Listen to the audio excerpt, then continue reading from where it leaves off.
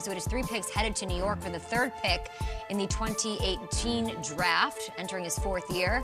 23 years old, a year older than some of these quarterback prospects who might be taken in the first 5 picks of this year's NFL draft. So who is the big winner of the Sam Darnold Panthers trade? Schrags, it feels a little even. It does. It was actually a really fair trade, and I think there were 3 winners. If you think the Jets won because they had to do what they did, the Panthers did, and I think Darnold wins too. It's a fresh start for him. But I'm going to stick with the Jets side, and I think Robert Saleh's the biggest winner this morning. Yeah. The last thing Saleh needed was to walk into his first year as a head coach and have a quarterback controversy right from go, with a young 23-year-old quarterback fighting for a contract extension and the love of the town and a whole new start, and then also a rookie at 2nd overall that he's got to have in the wings.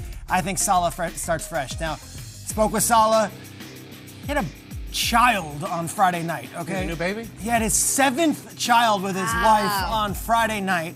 Saturday, whatever, you're in that post-baby mode, and then Sunday, and then Monday gets a new quarterback too. And that's where I think we're at, where it's fresh start, fresh beginning, new baby, new home, new team, and now new quarterback. As far as the Jets, what they have now, they have 21 draft picks the next 2 years. 21 draft picks the next 2 years. They also have 7 first or second round draft picks in the next 2 drafts. Remember, the Jamal Adams trade netted them another one this year in the first round. This one will get them a 2nd rounder next year. The Jets are in a very good place. And if you trust Joe Douglas and Robert Saleh, I think the Jets are winners right now. Nothing against Sam, and we're going to talk Sam a bunch because I don't think Darnold could have done much here. But at the very least, the Jets, they start fresh, and it's going to be a team with Robert Saleh's stamp, not with Adam Gase or Mike McCagnon or whoever, Todd Bowles or whoever it was in the past. What are you giggling I just want to follow. Do Go on, you follow. trust Joe Douglas, though? That's a fair question. Because I don't. You don't have the evidence, I guess, right? You're waiting. But you look at last year's draft. Becton, Mims, they're starting to build something. Free agency, they did all right. I don't know. It could be terrible. Look, it could be terrible. This Zach Wilson could be awful. But at least we know it's their guy, and it's not this weird waiting in the wings type deal. I come out of the same place D'Angelo's going. You present it perfectly, Peter, and now that I have clarity, unless they just traded a quarterback who could have been really good for them this year, and now he's gone.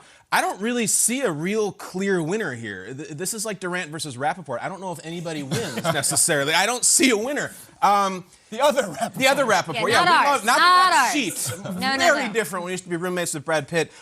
Listen, if Zach Wilson turns out to be Russell Wilson, then yeah, they're fine. But how do we know he's going to? I don't know if the Jets are winners here. The Panthers? On the flip side of that, let me just pose the question.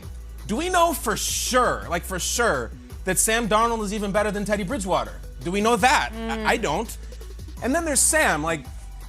It's messing with me because we showed this graphic of him in the Panthers jersey and we're oohing and on. I feel like 20 minutes ago he was standing here in the new Jets jerseys, premiering them on our show, and it's gonna be great. Can I tell you something? Yeah. It was exactly this day.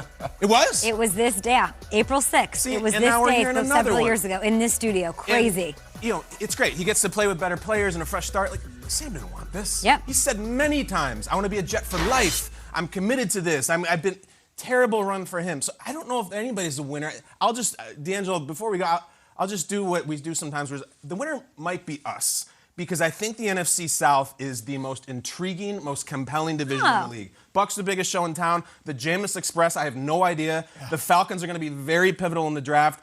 And then this guy, I guess Sam Darnold is the starter, so we get to talk NFC South a lot, but I don't see a conventional winner. Do you? I do see a winner. What do you got?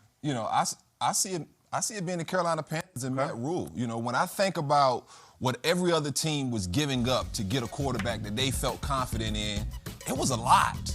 And so when I heard Sam Darnold was on the market, I was like, oh, man, what's the price going to be? And so to know that was the price, you don't touch your first round pick this year, you give up a late round pick this year in this draft, and then next year you give first up. rounder next year. Yeah. Next year you give up a 2 and a 4. I kind of like it. I'm one of those guys that I still feel like Sam Darnold can play. Okay. Yeah. Now, the problem you run into with coaches like Matt Rule, I can remember a story. I went out with my agent to a pro day. We went and Joel saw Reggie Siegel? Bush. Joel Siegel? Who are we talking about? Siegel. All right. Story time. Okay. So we go to see Reggie Bush, all right, at USC. You're already in the Reggie. NFL? I'm already in the league, so I'm just going with Joel, tagging along. I'm on campus, and Pete Carroll is harassing me for a guy who's like my little cousin, Percy Harvin. Okay? Fast forward years later, Percy didn't go to USC. Percy goes to Florida. Years later, in the league, what does Pete Carroll do when the first chance he gets an opportunity? Trades for? Runs and trades for Percy Harvin, the guy he was in love with as a college recruit, or as a high school recruit. I don't know the connection between Sam Darnold and Matt Rule, but maybe there's some type of that going on where, hey, I knew this kid when he was in high school. I knew this kid. I didn't get a chance to coach him. I think he can do X, Y, Z. Same thing Cliff Kingsbury did with Kyler Murray, right? That relationship from past experiences. And so, I still think Sam Darnold can be fixed. He's a young quarterback. You put him in your system. That's why I thought the perfect opportunity for the Jets was put him in that system. We talked about that Kyle Shanahan system. A lot of run game, a lot of play action passing off of that. It simplifies the game for quarterbacks. And so, man, if you were going to try to take a stab at a guy, now would have been the perfect time if I was the Jets, speaking with all of that draft capital that they're going to have. The only argument against it being a win for the Carolina Panthers is that it's taking a stab at it, like you said, which I agree with, and I'm glad that they did it. But this was not their first choice, right? They were.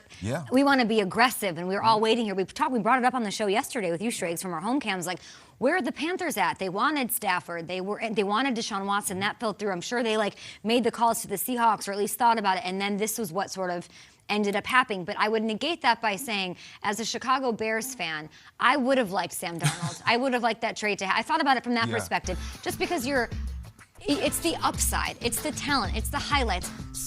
Screw the lowlights for a second. Get rid of them, get out of your head.